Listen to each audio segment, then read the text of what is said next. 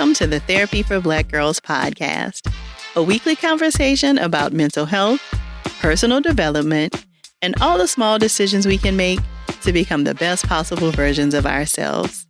I'm your host, Dr. Joy Harden Bradford, a licensed psychologist in Atlanta, Georgia. For more information or to find a therapist in your area, visit our website at therapyforblackgirls.com. While I hope you love listening to and learning from the podcast, it is not meant to be a substitute for a relationship with a licensed mental health professional.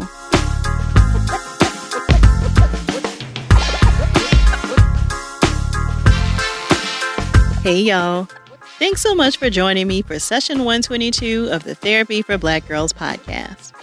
In today's episode, we're digging into this season of Queen Sugar. If you're a fan of the show, then you know that they've given us lots of drama this season, and we've really seen lots of ups and downs in the relationships between the characters. So we'll be digging into all of that this conversation. But before we do, let's show some love to our sponsor. If you've been a part of the Therapy for Black Girls community for some time, you've likely heard me talk about the fact that I started Therapy for Black Girls as a blog in September 2014 after watching the Black Girls Rock Awards show on BET that year. The energy in that room was then and continues to be the kind of energy that Black Girl Magic is made of. So I'm thrilled that one of my favorite times of the year is here again. Black Girls Rock airs on BET this Sunday, September 8th at 8 p.m., 7 p.m. Central. Former supermodel, activist, and Black Girls Rock founder, DJ Beverly Bond, understands the need for spaces that celebrate and affirm Black women and girls. Black Girls Rock is truly that kind of space. This year's theme is Our Legacy is Now. I mean, every day we see examples of this, from Coco Gauff to Congresswoman Ayanna Pressley to newly minted New York Times bestselling author Bossy Igby. Black women and girls continue to do the work of creating and securing a legacy.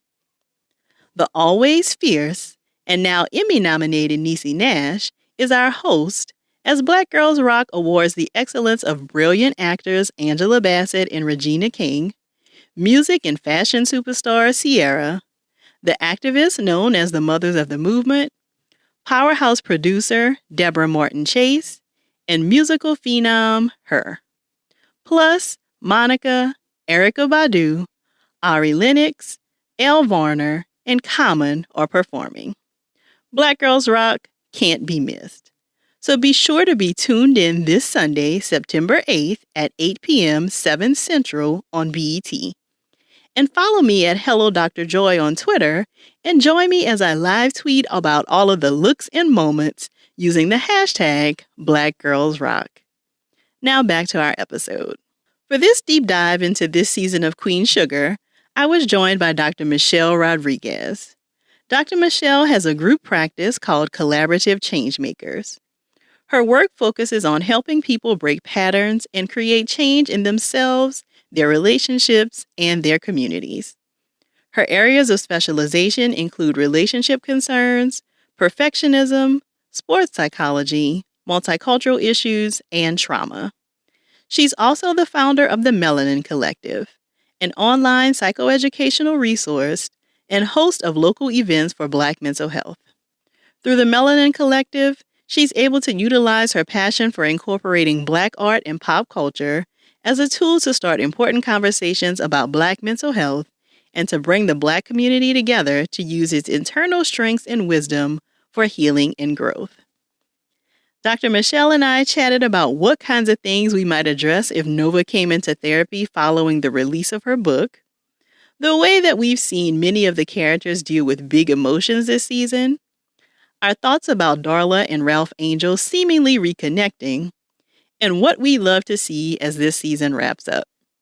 We'd love for you to join the conversation and share your thoughts with us as you listen, so please do so using the hashtag TBGInSession on social media. Here's our conversation. Thank you so much for joining us today, Dr. Mishelle. No problem. I'm excited to be here. Yeah, so I am excited for you to join us. So I'm sure that a lot of you knew that this episode was coming. We have got to do some catching up on Queen Sugar. Right. So Yes. there has been so much going on this season. I mean, it almost feels like, where do you even start? But I think we have to start with the biggest kind of, storyline I think that we've seen this season is Nova and this book. Yes. So, for those of you who've been paying attention, Nova kind of wrote this memoir / tell-all that feels like it told everybody's business except her own. And the fallout of that has been, of course, tremendous. So I am curious to hear, Dr. Mishelle, your thoughts about what you think Nova was thinking with releasing this book. Well, it's funny because to me, when I saw Nova, it just is like this thread to me throughout the brothers and sisters is that, first of all, they want to do big things. They want to make a difference. They want to shine light on problems and fix problems, and often just completely lose sight of what's happening along the way to achieving whatever the end goal is. And so to me, she just seemed like she was onto something, kind of like her magic, her vision, her passion. And like she's done other times before, she just set a lot of things on fire, burnt a lot of bridges, and really wasn't being honest with herself about the potential impact. Obviously not honest with her family about what she was doing and how it was going to impact them. Right. And, that's the part that I'm kind of really stuck on, I think. And I found myself imagining like, okay, if Nova came into my office and probably, so because she didn't really think this, I think, was that big of a deal. Like, I think she used the words of like, I'm trying to like tell the truth and set us free kind of thing. It really feels like she didn't anticipate any real negative consequences from this. So I'm thinking she likely would not have come into the office before the book release, but it's very likely, right, that seeing how this has kind of caused so many negative consequences, she might like seek therapy after the book has been released and, knowing what has happened. So what kinds of things do you think you might talk with her about if she were to come into your office like post book release now that all of this stuff has happened? I think that the first part would have to be creating enough safe space for her to just talk about her feelings, because we really have seen her experiencing grief, really brokenhearted at the estrangement from her family, really shocked and surprised. And so I think initially it would just have to be creating enough safety for her to talk about those things and understand that those things are real and that they're valid. And really probably just even getting that experience of feeling her own feelings and getting curious, because I think what I see happen a lot with her and with the family and even with, with all of us in real life is that big ideas, big feelings come and we get in motion without really unpacking, sorting through. And so I think creating that space without judgment, because, in the book, she was judging everybody.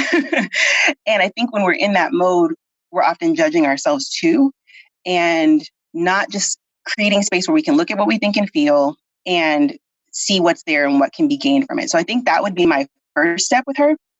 And then I think asking her to be able to do the same thing for some of the people in her family. So what has she seen and what has she heard in terms of how it's impacted them? And can she hold that same kind of curiosity and compassion and perspective taking for them? I think one of the other things that would probably be kind of the longer term work is getting her to really dig into, okay, what are your goals? What are your values? And what are the signs when you're off track from that? And how do we anticipate those signs as opposed to just be on the surprised side that we've gotten really disconnected from our values in trying to achieve some end goal? Ooh, I like that. I think that would have been really helpful, right? Because like you said, kind of trying to think through like, okay, what may be the consequences and what am I really hoping to be the outcome from this kind of book writing activity? Like, what am I thinking will happen? And then comparing that, of course, versus what has actually happened. Yeah, because I definitely think that she would say family above all are pretty darn close to that. And so to be so, and also transparency, I think would be one of her really basic values. And to be so out of line with that without even the awareness that that was happening, to me says that there's not kind of a continual checking in with that she does.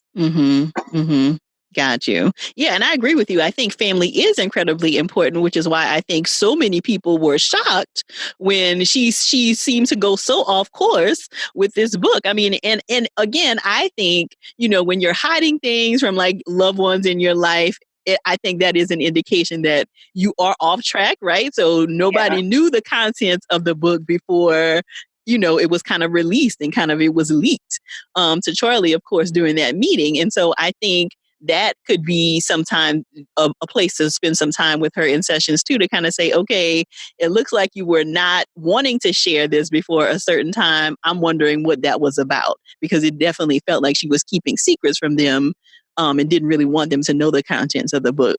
Yeah. And I loved in this last week's episode, like she had that moment of realness where she said, like, I really didn't want anybody to tell me no.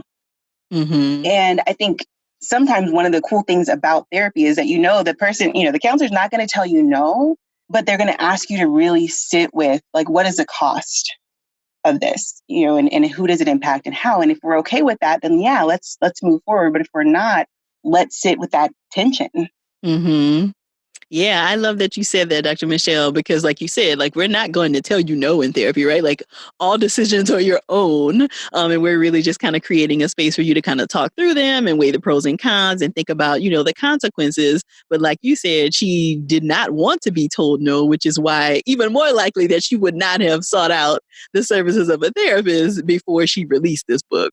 Yeah. Yeah. So something else that I really thought was lovely, and I even tweeted about this, is the moment, I think this was 2 episodes ago, when she and Charlie really were able to kind of have this really vulnerable conversation, I think, in terms of like all of this pain that they both were holding on to related to their relationship, and how amazing it could have been if they could have had this conversation, 2 or 3 years ago. Like, would the book have still happened if there had been space in their relationship for them to kind of come to that place sooner? Yeah. I mean, I think to me, a theme throughout this season is like these disconnects in relationships that don't have to happen if we're doing the hard work and having the hard conversations. And I agree, like they're able to sit down and hear really for the first time what something was like from the other person's perspective. I think we often assume that because we were both there in the same moment, that we experienced it the same. I think we often assume that we know the whys of why somebody did something. And it's almost as if in that moment, they realize that the other person had their whole own world going on, their own struggles that they didn't know about. And if they could have communicated about that, something really different could have happened. Yeah, like you said, they both were in the room, but had a completely different vantage point of how all of those events from however many years ago, when was Charlie in college, I think she said, or Nova was in college? Yeah, Nova was in college. Nova was in college and went to visit, like completely different recounts of what happened during that time. And so only in this moment were they able to get to the truth as they both saw it after there has been this big blow up. And I think that that is something else that I've seen that's kind of been a theme for both Nova and Charlie, is that they can't, or it seems really difficult for them to get to these spaces of vulnerability unless there's a complete meltdown. And so, we have seen that, I think, a couple of times with Charlie. Like, I don't remember which season it was where she kind of had the panic attack related to something happening in the mill. And then, of course, we saw it recently this season where she is at the bar drunk and Nova, comes to rescue her. And it just seems like Charlie cannot get, like, she can't access her feelings or really kind of put her finger on what's happening with her until things have really completely boiled over. Yeah, I actually thought it was a little bit ironic. I think when they're not in touch with their own self-awareness, they get kind of self-righteous and judgy of each other. And so when Nova says, I didn't want to be told no, I think in that moment, Charlie's still kind of in a self-righteous and judgy place, but she does the same things in her own behavior. She gets really set on something and doesn't have a lot of people who she's talking with her thinking process about, and just does it however. And so in some ways, they really have a lot more commonality around that pattern of both getting disconnected from their values as they're trying to move forward and make things happen, and getting disconnected with their own coping, with their own feelings. And honestly, I think that's more common than we want to admit for high achieving people, high achieving Black people, is that we have big things, we have a lot of magic, a lot of things that we want to see happen, but we put healing and processing on the back burner. And in these other ways, it starts seeping out. So can you talk more about how therapy might help to take care of that disconnect? Like how can we maybe use therapy to help us stay connected to our values and stay connected to the things that are important to us as we're doing some of this big work? Yeah. So in my work, a lot of times my practice is called collaborative change makers. And so I'll talk about change maker fundamentals, that like self-awareness, this ability to have a way of checking in with yourself. How am I feeling? What am I carrying? What do I need? Who am I connected to? What do those connections look like right now? Like asking those questions of yourself on a day-to-day basis, and just little brief, 2-minute check-ins here and there helps us to have a better sense of where we're going. Kind of like how you were saying, where we're realizing like the first symptoms of a cold before we're like laid out somewhere.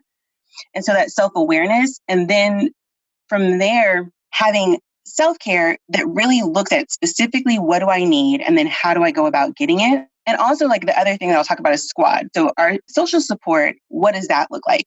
And I think with any one of the characters in the show, if they had a place where they were regularly checking in about those things, then they would be able to make adjustments before things got so carried away. Like in the moment when Queen Sugar burns down and, Charlie is trying to figure out, how do I set this thing back right? How do I solve the problem? How do I get the other guys? If she was able to stop and see how badly she was hurting and how much she needed connection, support, rest, and to attend to those things and then regroup and set back about the business of getting things done, I think it would prevent a lot of the problems that they're seeing. And so I think it's just having, a place like therapy, or even if it's like a girls' night, something like that, where you're able to reset, and then having some regular practices of how you maintain it in between. Yeah, and I think it's interesting that you bring up the whole idea of social support, because we really don't see them with like friends or other people besides their family. And even with those relationships, of course, they are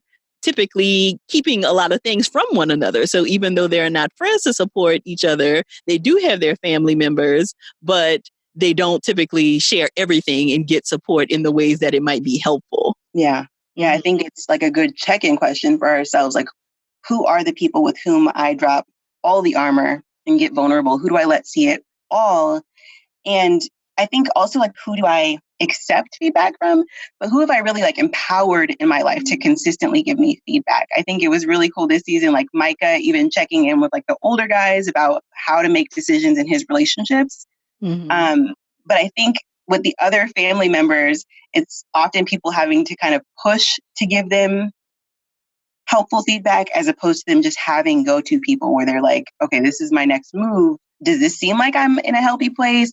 Does this seem like I'm in touch with my values? Like, I need somebody else outside of me sometimes to look and tell me where I'm really at. So I want us to take a step back, Dr. Mishelle, because you just said something that I don't know that I've heard before, this idea of somebody feeling empowered to give you feedback. So what would that look like? Like, how would you empower someone else in your life to give you feedback? I think it's, and again, I'm a big person on boundaries and people earning the right to get close and see your vulnerable sides. But I think when you know that people have done that, when they've consistently given you good feedback, it's saying like, for me, for example, if I'm launching a new thing in my business and trying to do something that is big, letting some people that are close to me know this is where I'm at.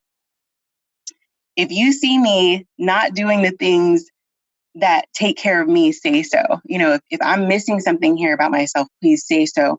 And just asking for the feedback so regularly that it's just a normal part of conversation, and people don't have to wonder, does Mishelle want to hear what I say? Or is it safe enough? Does she want that feedback? So this kind of feels like it goes back to your earlier point about having difficult conversations. And this feels like it could be one of those difficult conversations, right? Like if you don't quite know if somebody is okay with feedback, and that it feels like is the kind of thing that only comes with time. And like you said, proving that they can handle, that they can protect your boundaries, that they appreciate your boundaries, that they can maintain those boundaries and be able to create a space where you can both probably give that feedback to one another. Yeah, I agree. I mean, I think, for example, like you talked about, if if Nova knows that Aunt Vi is typically somebody in her life who she can go to and be transparent and get good feedback from, and now she's hiding, then that's probably a sign of unhealth. And we could almost say that with any one of them.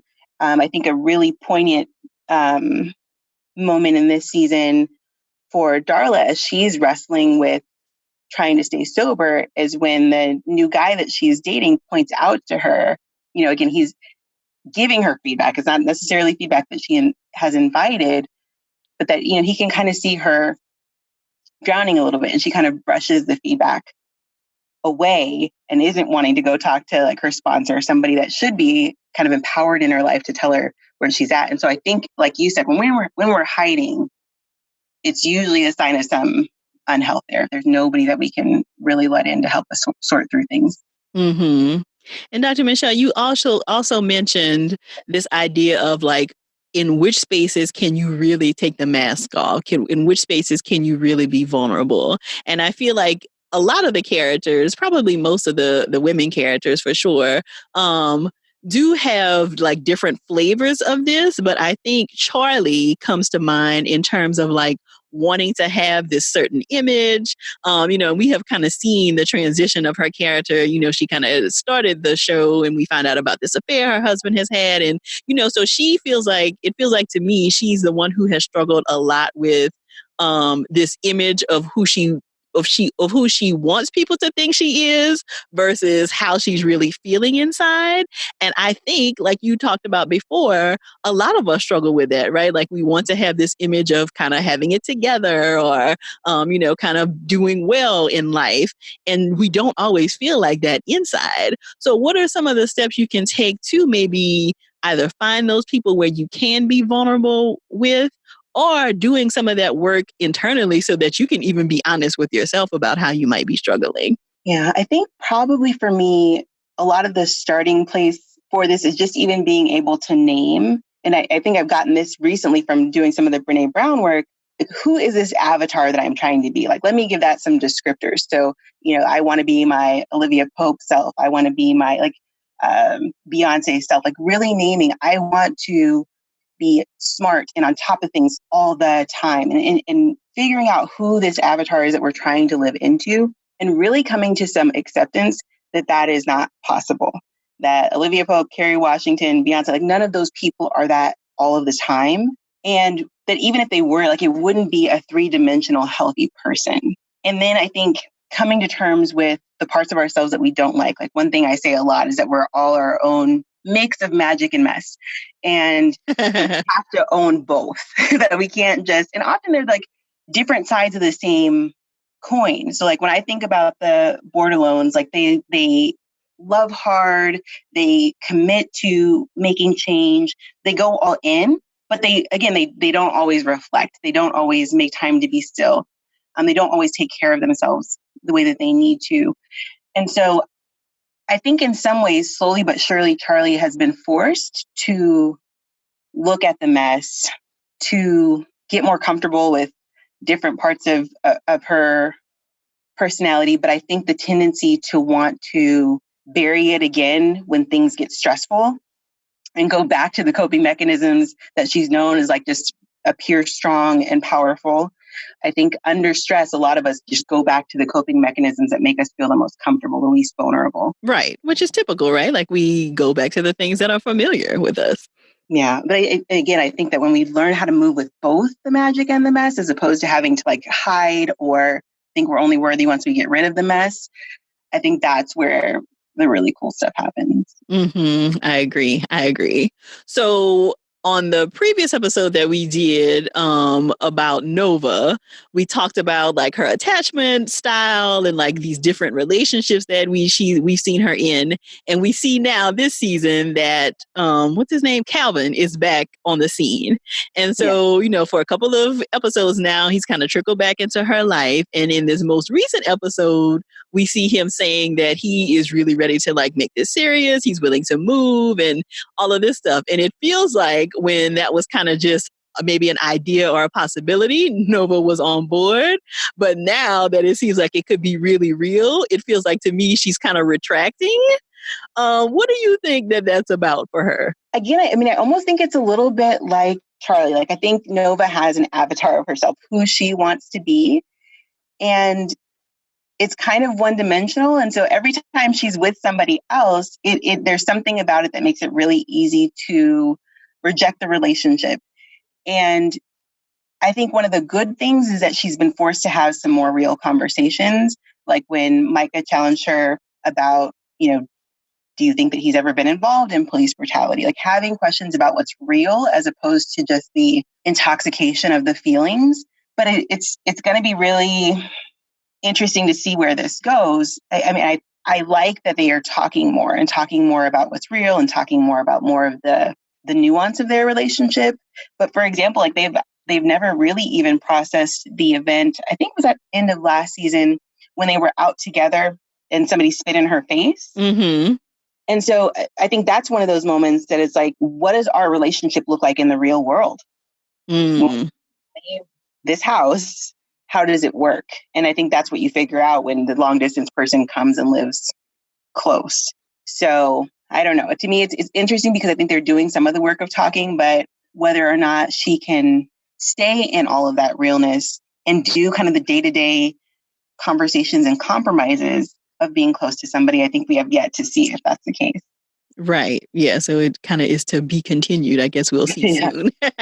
Yeah. So speaking of rekindling relationships, we now see Ralph Angel and Darla looking as if they may resume a relationship, but are definitely getting closer at this point.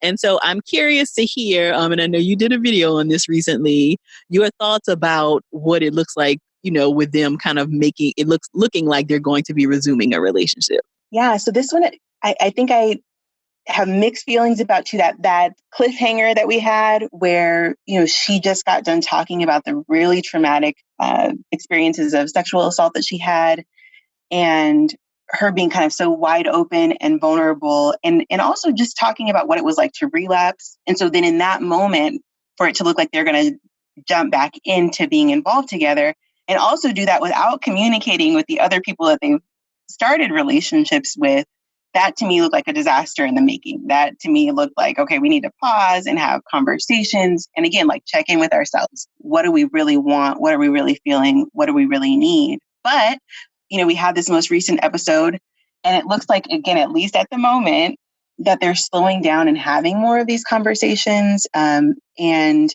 at least Ralph Angel talked to the person that he was with and admitted that he just really wasn't in a place to be in a relationship with her and what his feelings really were. So all of that to me looks like health. I would be interested in, again, is she going to reconnect with her sponsor? Is she going to talk about that? Is he going to be able to really respect her process of recovery? Because I know in the past, she would be trying to do things towards her health and he would be kind of dismissive of it.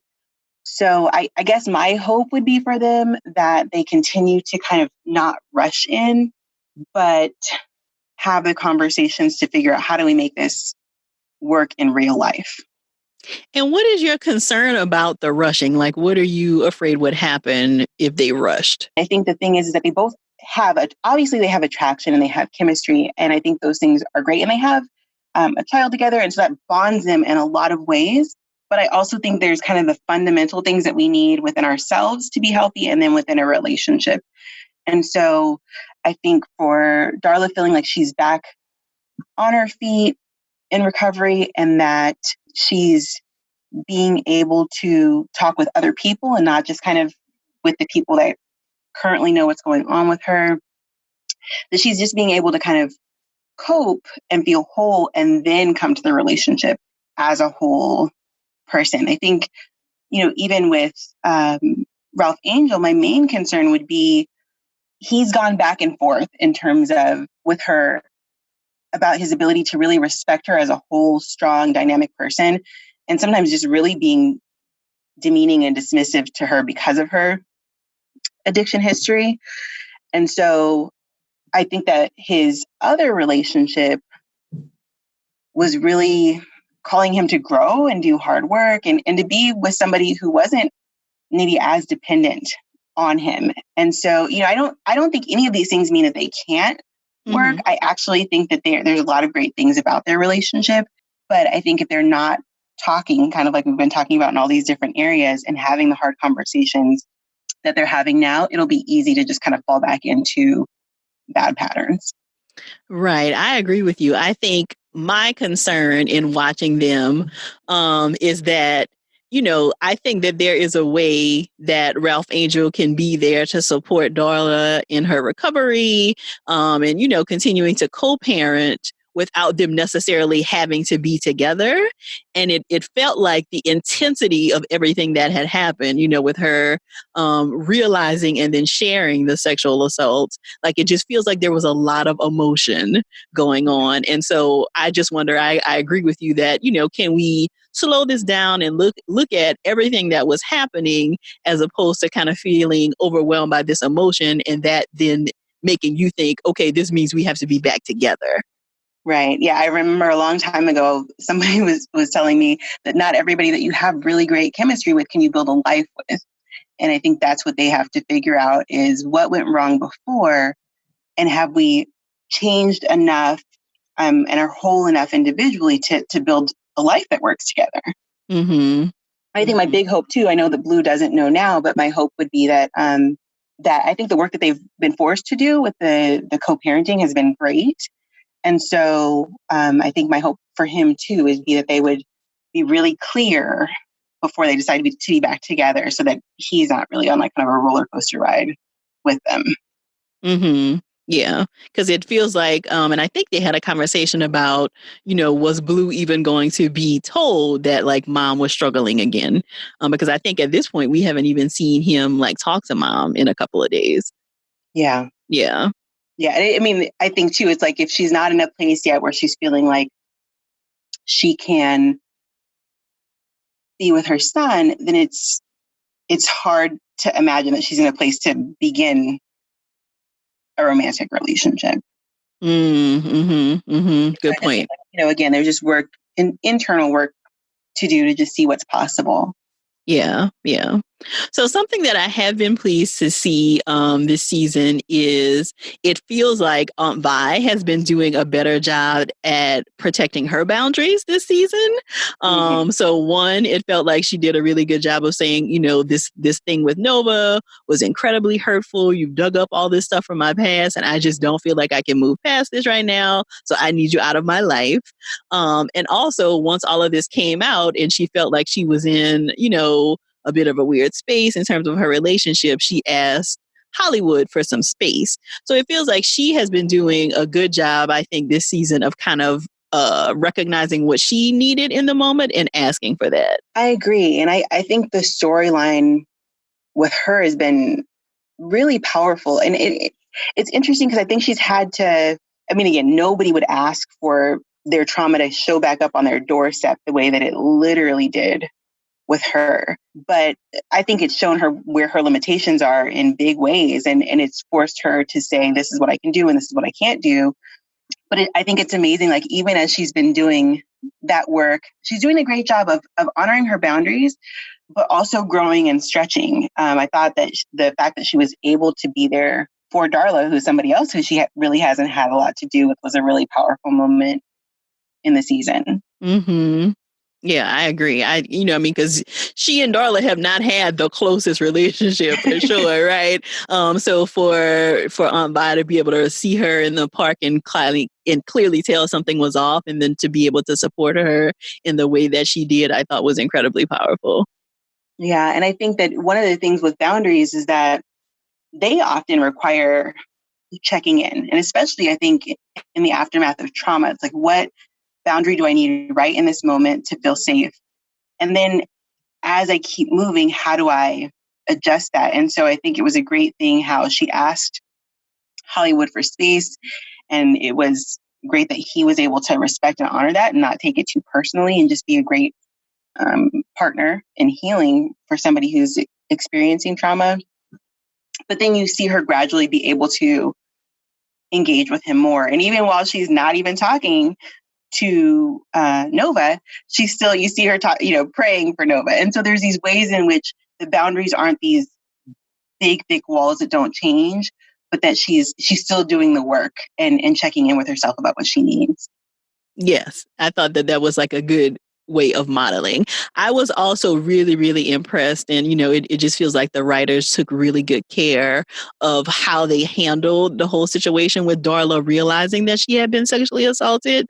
Because I think what can happen, unfortunately, sometimes is, somebody will share their story and then there's all these questions asked and like, well, what were you thinking? And, that kind of thing. And it really felt like Aunt Vi did a good job of holding space for that and really helping Darla to recognize, like, no, there was no way you could have consented to this. Yeah. And I think, especially sometimes in the Black community, the ways in which we bury trauma or question it just complicates the healing. And so the fact that not only Aunt Vi, but also Ralph Angel were able to just listen and hold space and offer just humanity and compassion was amazing. Yeah, because that was definitely a place where it could have gotten worse fast. Right. Exactly. So what other predictions do you have for the season, Dr. Mishelle? What do you think we are going to see? I think we have 2 episodes left for the season. What do you think we're going to see as the season wraps up? Well, I think one of the things I'm kind of excited to see what it looks like, although I have no idea what that'll be, is what is going to grow out of Hollywood's idea about creating a safe space for men. I think the work that he's been doing is really cool. And just the way that, I think in a healthy relationship, you're able to be vulnerable and then you guys each support each other towards your goals and dreams. And so as he's kind of had his aha moments about men not having space to process their thoughts, feelings, traumas, etc., and now kind of wanting to create this space, I'm really curious to see what that's going to look like. I also think that the Borderlands, the siblings, especially when they are on the same page, they are a force to be reckoned with. And so seeing how Nova and Charlie are potentially now working together to deal with some of the difficulties that are happening, I'm interested to see what they're able to accomplish too. Yes, because it does feel like, they had that one conversation where they were very vulnerable with one another. And it seems like that really kind of set them back on the path to healing with one another. But it feels like there is so much to unpack between Charlie and Nova. I hope that we see them continuing to do that work with one another, like having those difficult conversations as opposed to like, okay, we had this one great moment. And so now we're just going to like forget that all of this other stuff is still happening. Because I think then we are just waiting for the next blow up until there's like this huge separation between them again. Right. Yeah. And I think that that's a big part of this. The book, which, again, that's like kind of how everything started this season, everything out, but everything being out in this one big thing that nobody can digest or process is going to be too much for any family, any relationship, really. But I mean, it revealed how much trauma and issues they have that they haven't really talked about and that they haven't really been dealing with. And so I think the thing going forward now is how do they continue these conversations?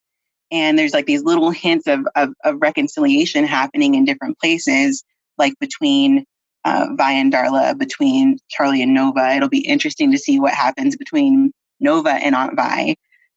But I think kind of like we've talked about in all of these relationships, one of the big questions is, do they continue to do this work of communicating with each other and being self-aware within themselves?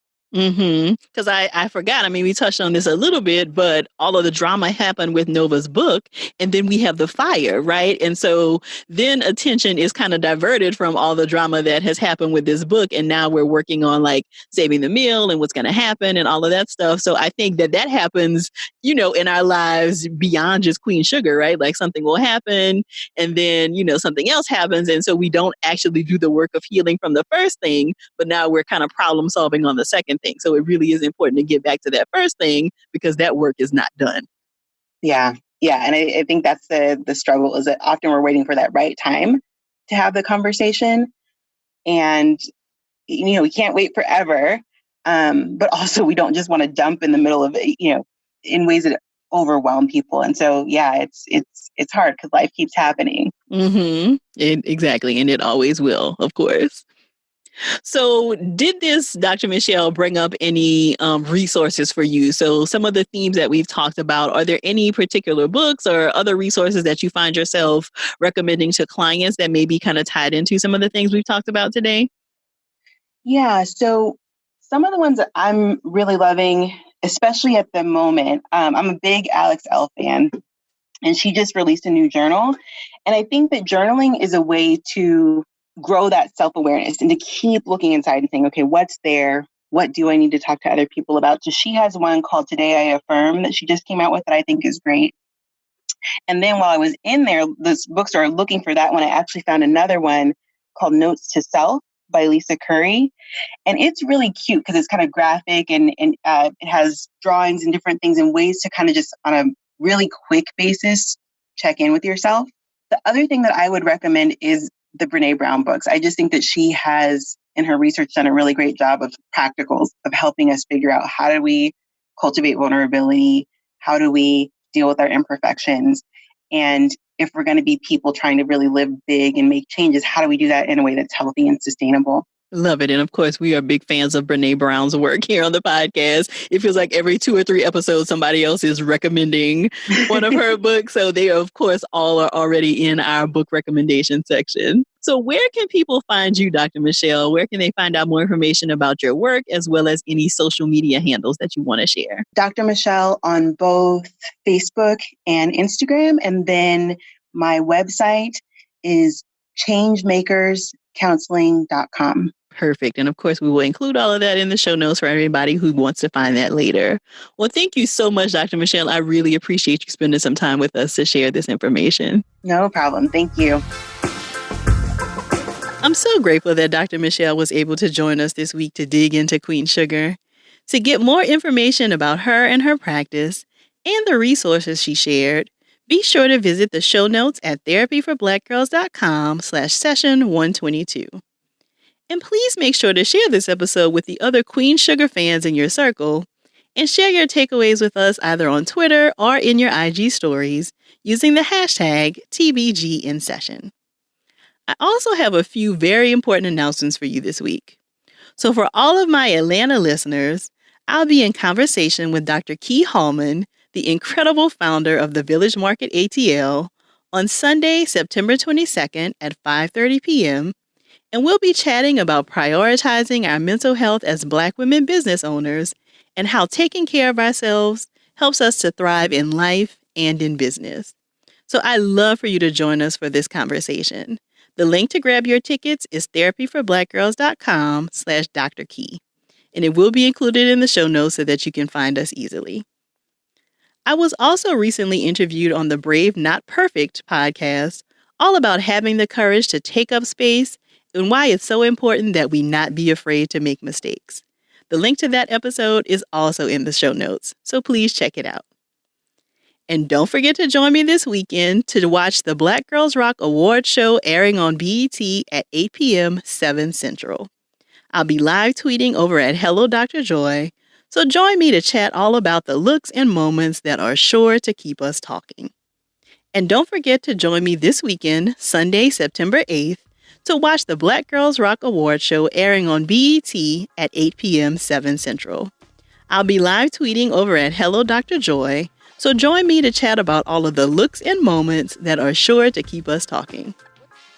Remember that if you're searching for a therapist in your area, be sure to check out our therapist directory at therapyforblackgirls.com/directory. And if you want to continue digging into this topic and meet some other sisters in your area, come on over and join us in the Yellow Couch Collective, where we take a deeper dive into the topics from the podcast and just about everything else. You can join us at therapyforblackgirls.com/YCC. Thank y'all so much for joining me again this week. I look forward to continuing this conversation with you all real soon. Take good care.